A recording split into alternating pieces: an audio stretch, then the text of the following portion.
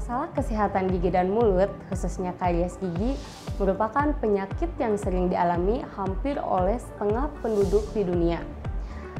Hasil riset kesehatan dasar 2018 menyebutkan bahwa proporsi terbesar masalah gigi dan mulut di Indonesia adalah gigi berlubang, yaitu sekitar 45,3%.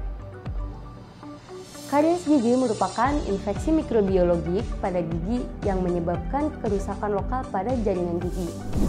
Hal ini bisa disebabkan oleh konsumsi gula yang berlebihan, kurangnya kesadaran akan kesehatan gigi dan mulut, dan juga sulitnya akses terhadap pelayanan gigi yang sesuai dengan standar. Bagaimana terjadinya proses karies tersebut? Jadi, karies dimulai dari sisa makanan yang menempel dan menjadi plak yang merupakan awal mula penyebab terjadinya karies gigi. Glukosa yang ada pada sisa makanan akan difermentasikan oleh bakteri sehingga akan menghasilkan asam. Asam ini akan menyebabkan pH di dalam mulut menjadi menurun sehingga akan menyebabkan kerusakan pada jaringan gigi. Gigi terdiri dari dua bagian. Yang pertama adalah mahkota dan juga akar. Nah, mahkota ini terdiri dari 3 lapisan. Yang pertama adalah enamel, yang kedua adalah dentin, dan yang ketiga adalah pulpa. Apabila karies telah mencapai email, biasanya seseorang tidak mengeluhkan gejala apapun, sehingga banyak orang yang membiarkan hal ini dan tidak segera melakukan perawatan.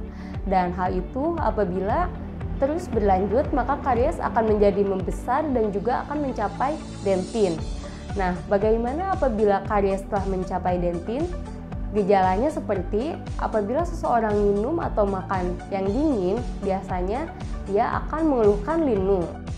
Tetapi hal ini biasanya berlangsung hanya dalam waktu beberapa menit. Apabila rangsangan dihilangkan, biasanya seseorang tidak mengeluhkan apapun. Selanjutnya, apabila karies telah mencapai dentin dan juga tidak dilakukan perawatan, maka karies akan bertambah besar. Apabila karies telah mencapai enamel ataupun dentin, hal itu masih bisa dirawat dengan dilakukan penambalan. Tetapi apabila karies menjadi semakin besar dan mencapai pulpa, sehingga hal itu tidak bisa dilakukan penambalan secara langsung. Karena di dalam pulpa itu terdapat pembuluh darah dan pembuluh saraf yang akhirnya perawatan yang harus dilakukan tidak bisa dilakukan penambalan langsung, tetapi harus dirawat dengan perawatan akar terlebih dahulu. Bagaimana gejala seseorang apabila karies telah mencapai pulpa? Biasanya ditandai dengan nyeri spontan. Meskipun ada atau tidaknya rangsangan, biasanya seseorang akan mengeluhkan nyeri, dan hal ini berlangsung lama sekitar setengah jam ataupun bisa lebih. Dan juga gejala yang selanjutnya diantaranya ketika seseorang sedang diam atau sedang tidur, biasanya dia sering terbangun karena nyeri tersebut.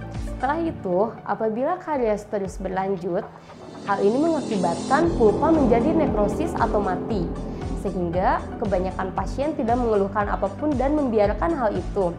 Padahal, infeksi akan terus berlanjut sehingga akan menjadi semakin parah dan menyebabkan abses. Apa itu abses? Abses ditandai dengan gusi bengkak yang terdiri dari pus dan darah, sehingga pasien mengeluhkan kesakitan dan terlihat gusinya bengkak. Sekian penjelasan dari saya. Jangan lupa menjaga kebersihan gigi dan mulut karena kebersihan itu adalah sebagian dari iman.